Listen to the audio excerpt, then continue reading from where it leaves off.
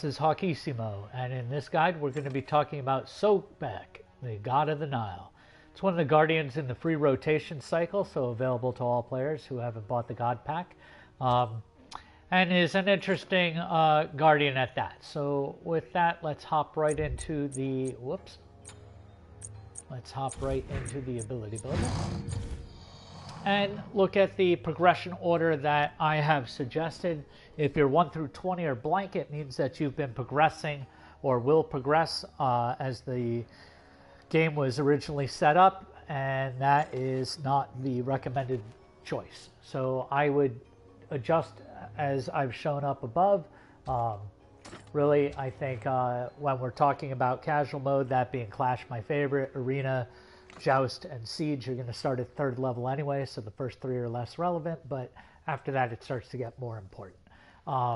In terms of Sobek's ultimate, let's take a look here. We can see that we're progressing 150 damage per ranking. That is an 80% scaling, so 80% of our power as we grow and level and get more and more power is going to add on to the base damage. The slow is going to increase. The cooldown's not decreasing, but overall we're getting enough effect that we do want to advance the ultimate whenever we have a choice. And you know, again, when I'm trying to make that determination, I'm always looking for how much damage am I getting per level, and if we're talking about 50, 60, even 70 per level, and that's it, then I don't care. I'm looking for what the scaling is, and I want to see something in that 80% or higher to start making that look a little bit more juicy. I start to look at what additional effects are coming into play. So in this, we have the submerge, and that the slow effect of it is increasing. And then I look to see if the cooldown decreases as I level it. While we don't have all of those taking place here, I feel that we have enough to warrant leveling.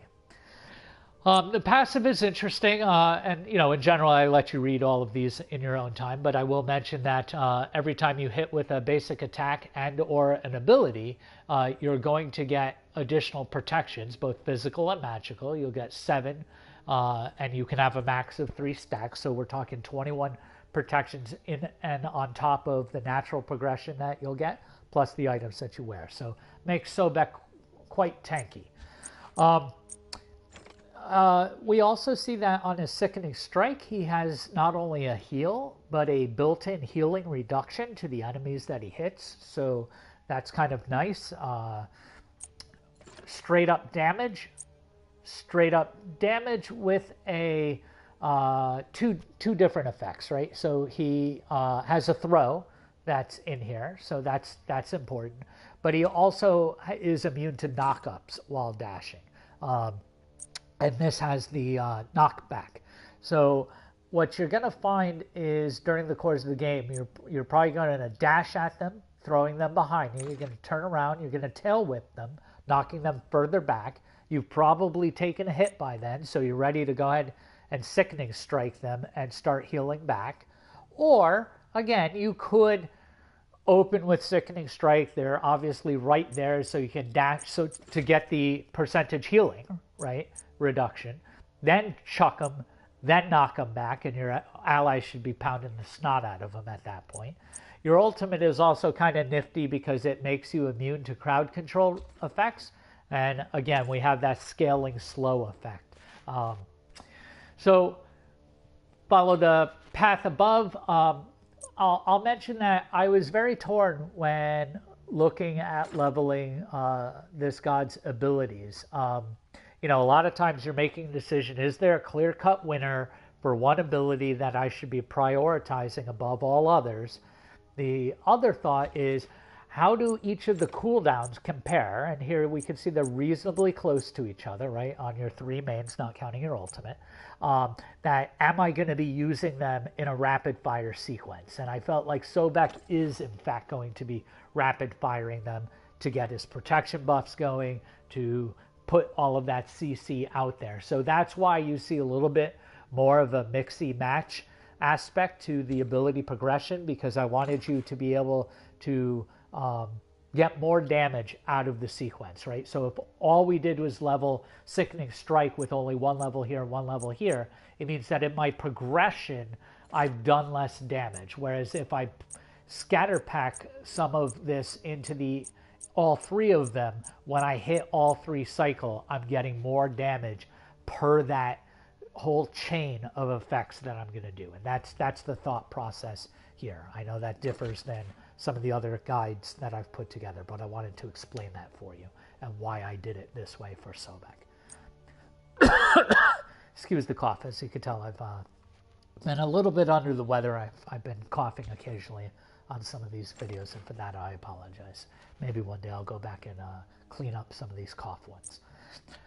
The item builder. As always, I'm going to try and give you both an A build and a B build. The A build is going to be the one that I think that you should use when you're playing Clash, Siege, Arena, and Joust. This is not a conquest build. And you're solo queuing, so you're not playing with your friends. You're not on headset with anybody or everybody. And then the B build is going to be an alternative, one that's a little bit more suited to team fighting and team play. So whether or not your off-mic team is playing very well, they're using their VGS and or they're using the chat to be able to communicate with you, or you're on headset with folks. That's how the B build goes. So let's pop right into it. Now with Sobek, I got to tell you, his starting item choice, you have immense flexibility. So let's take a look at that. I started Sands of Time because this is the typical starter item with a mage. If you're not using Sands of Time as your mage, you're probably not getting as much bang for your buck as you could. Sands of Time is a little OP in comparison with the others. It's great power, it's great MP5, it's got 10% cooldown, and you have that passive that gives you even more mana back as you get lower and lower as a percentage. I think this is very powerful in comparison with Soulstone or Vampiric Shroud, for instance, would be the other two often taken mage items. For Guardians, in Conquest, you'll certainly see Watcher's Gift as a go-to Guardian, and I think it's rock solid. You have health, you have both types of protection. Those two have great synergy. You have MP5, so you're getting your mana back a little bit quicker, and you have that wonderful passive. You're going to be in lanes with mages and hunters who are going to just burst down the minions, and so you're not getting the last hit effect.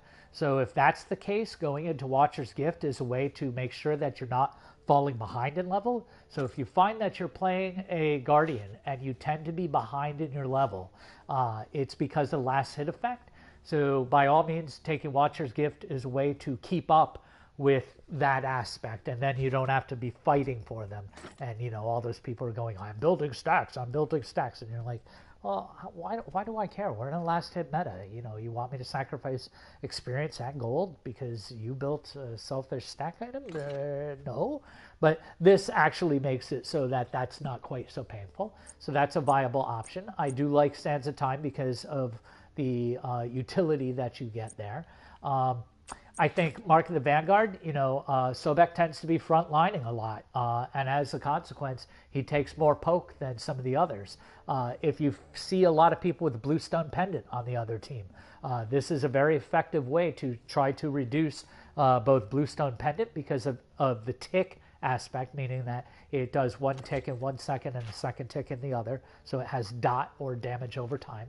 Or you're fighting dot mages. So think of like a Hades Ultimate is a dot.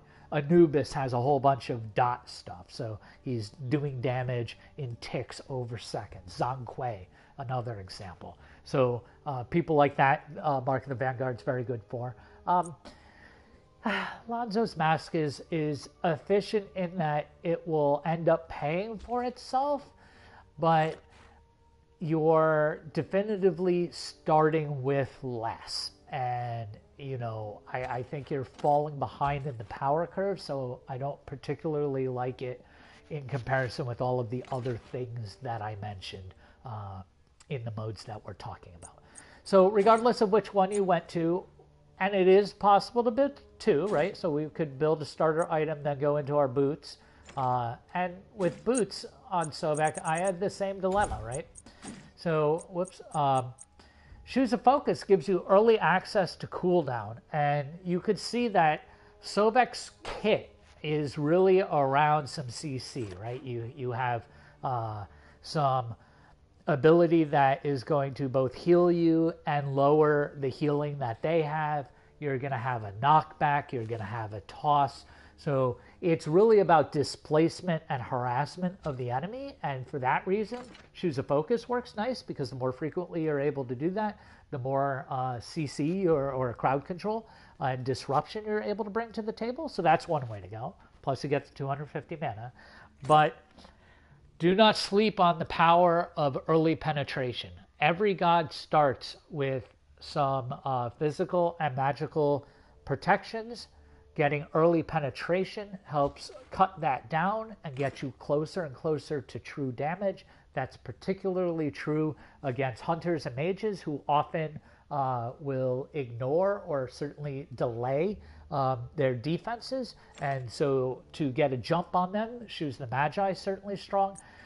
You could go Reinforced Greaves. That's certainly not horrible. And if, again, you're having problems keeping up in level, Traveler's Shoes will help you maintain that because you'll have better lane presence because of the HP 5 that you're getting when you're out of combat. So if you just simply back to tower or back to the jungle and sit for a couple seconds, you'll start healing up quick. But you'll also get that extra money just by poking at the gods. And you do have reasonable, although melee-based poke. So all of them fine. I would tend to be going either the purple or the blue, and game by game you'll vary. Again, I think Chalice is great in Clash and the casual modes because you go back to Fountain a lot more than you would in Conquest, so you'll get more utilization out of this item. Sure, if you sell it late game, you don't get any of the money back, but all you need to do is use 3 potions, go back once, use 3 potions, and it's paid for itself, and every potion thereafter is just money saved. So great efficiency there.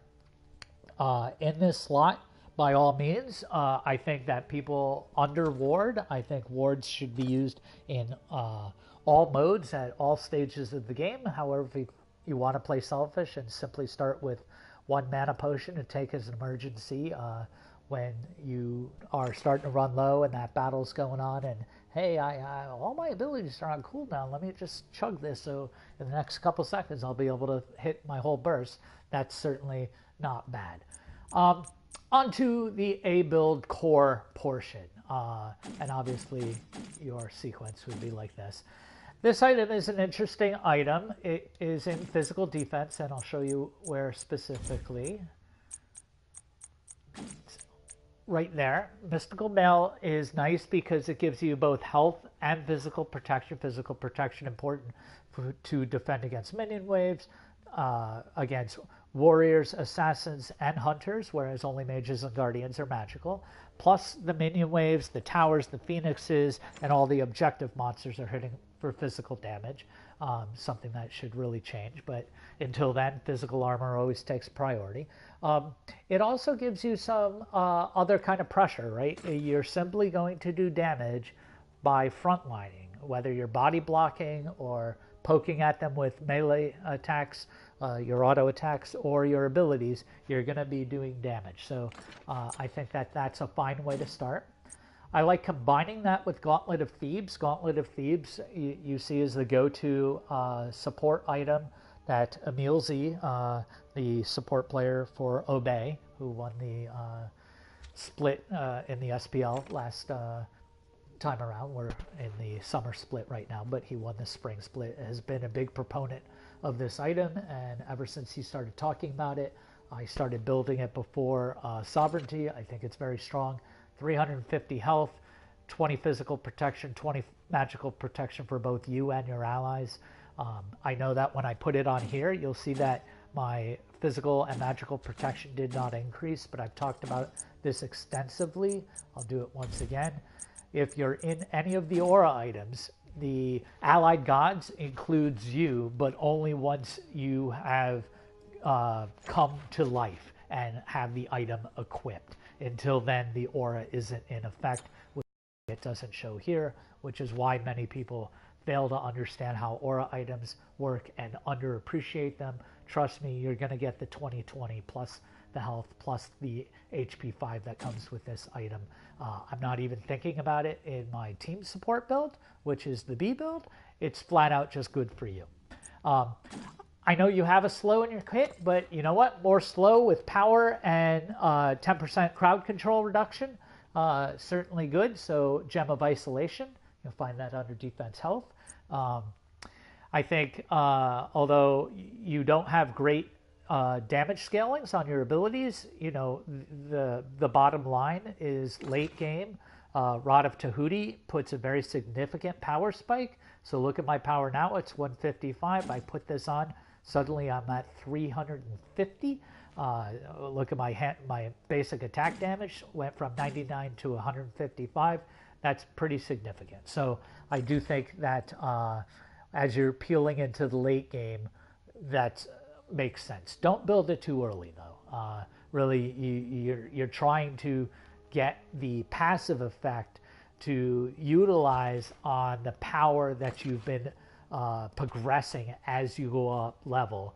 And you have to keep in mind at all times in all game modes, what is my power curve looking like? In other words, you know, how much effect, what's the bang for my buck am I getting? And if you're spending too much for very expensive items too early in your build, it means that it's taking too long for it to come online and your opponents are outpacing you.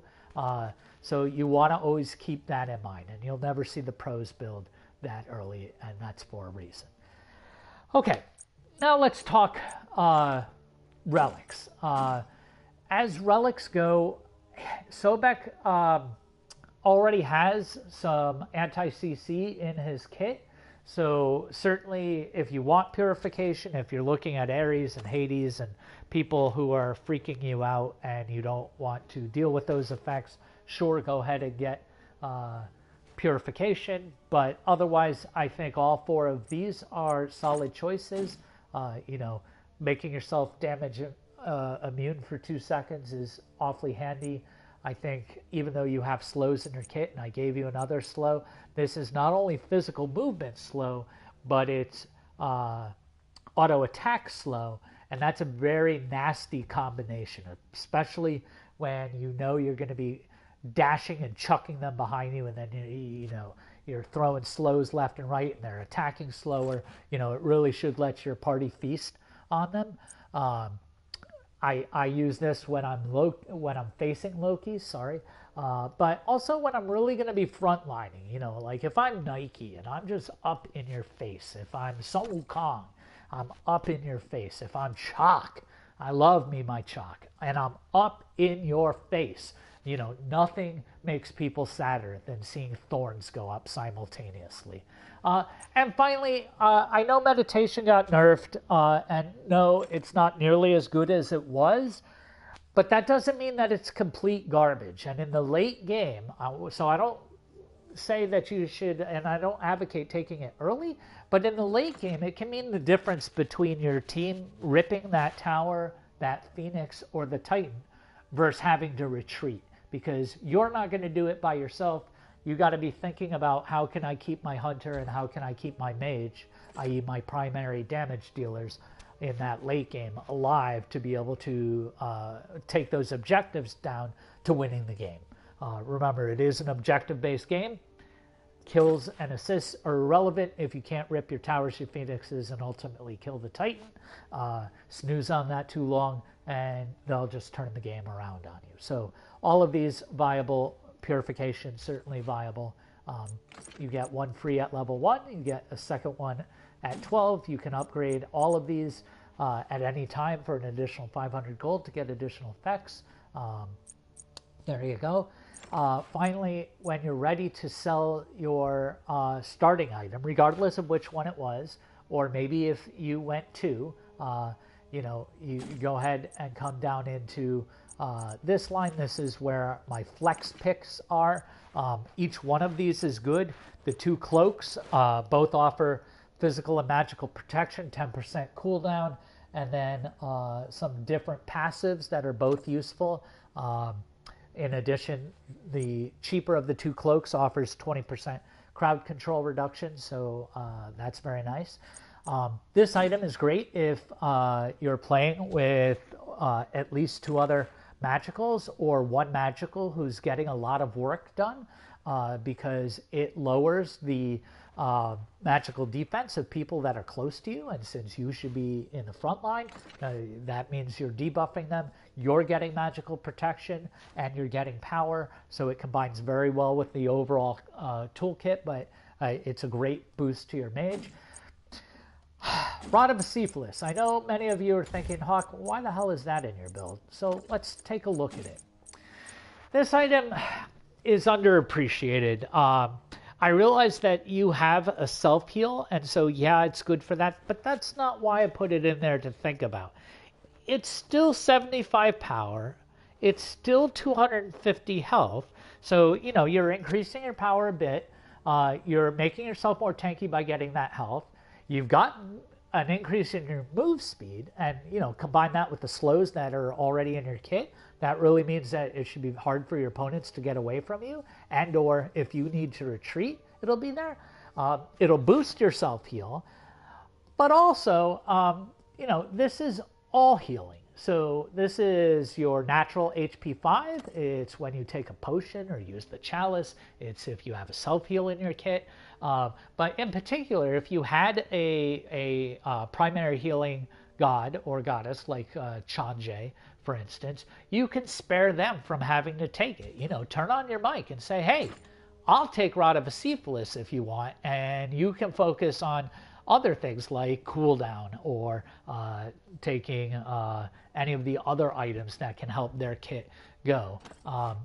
So I think there's viability in that people should really think about, and is it appropriate in this game? Do I want some of the extra utility that it provides not only to me but to my allies? Okay, so enough about that. Let's talk about the B build. So again, we're going to start with the starter item. We're going boots, we'll take our consumables, and then we fly on down to what is called the Relic line, but in this case it's my B build line. And if you've watched any of my other videos and or have played a bit of Conquest, you'll look at this and say, huh, Hawk, this looks a lot like classic Conquest Guardian build stuff. And the answer is, well, yeah, of course, because, well, he's a Guardian, and as a support build, it just flat out works for them. So you can build these in any sequence. I often go Thebes before Sovereignty, but as you're getting used to it, certainly building Sov early is not bad at all, particularly in things like Clash, where there's much more frequent rotation, and getting that team heal around is very useful. If they're a fairly balanced team, Thebes is fine because it's still the 20/20 protection plus the health for you and the HP 5 for you. A little bit more team oriented here. The weakest of the three is in fact Heartwood, but it's still quite useful. It is still 65 magical protection for you. You're sharing 20 to your allies, and you're giving them HP 5. Certainly not shabby. Let's talk about this item. Underappreciated support item that really people need to think about. Pythagorean's Peace. So you can see, its base stats are the 40 magical power, 200 mana rather, 12% lifesteal, and 10% cooldown reduction. But remember, the allied gods nonsense applies to you as well. So it should say you and all allied gods within 70 units have their magical lifesteal increased by 12%. That means that you get 24% lifesteal. And their magical power increased by 30. That means you get 70 magical power. Or their physical lifesteal by 10%. So, if they're one of the physical gods, they're only getting 10% as opposed to 12. And their physical powers are only increasing by 20. But heck, if I'm a hunter, an assassin, or a warrior, I'll take free 10% lifesteal and free 20% power plus the extra stuff you've been giving me all along. So I'm not putting in this item for any one thing for Sobek, but I'm saying that there is a lot of synergy, right? You're getting cooldown. If you took the blue boots for the cooldown, plus you have the starter item, you'd be at 30% cooldown, right? Great.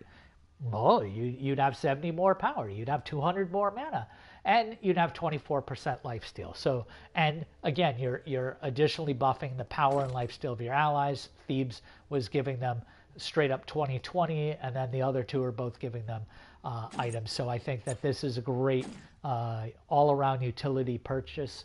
And then again, you come up in here as your sub item. You know, if you're going to lose this cooldown, you can get it from one of these two. Or again, we have some of the versatility picks. Finally, I'll mention two other items that are always worth consideration, right? So Magi's Blessing, while it's only 15 protection, you know, you've already built up a lot of protections. The fact that it already has 350 health is nice, but that passive, you know, stacks very nicely. He's already hard to CC because of the different effects of his different abilities. Adding on the bubble, it just makes him more and more aggravating. So don't rule that out as a consideration. And finally, the strongest magical protection in the game is Pestilence, because it's both 80, which is the highest magical protection in the game right now, plus it's 200 health. Again, those combos work well. You're reducing the damage while having a bigger life battery, as you would. And then you have that aura. Simply by being around them, you'll reduce their healing by 25%. So you don't even need to use your ability. You know, your ability is for one person. This is going to make it so that, well, it's for anybody that you hit. But this is going to be anybody who's around. So great synergy there. And depending on the enemy team composition, you can certainly switch into that. So there you go. You've gotten an A build and a B build for Sobek. I think Sobek is a lot of fun. And it's always fun to chuck the enemy around and disrupt their plans, disrupt their healing. Start knocking them around with the knockback on the tail whip. And the submerge slow is just painful to suffer. If you found any of the information useful here, I hope you click the like, click the bell. Will notify you whenever I post a new video. And I have started to post videos more and more, so please go ahead and click the bell. It really helps me out and helps you out. Give me a subscribe. I would love that subscribe. At 100 subscriptions, I get some extra creator content tools, so that would be nice. And as always, thank you for watching my video. This is Hawkissimo signing out.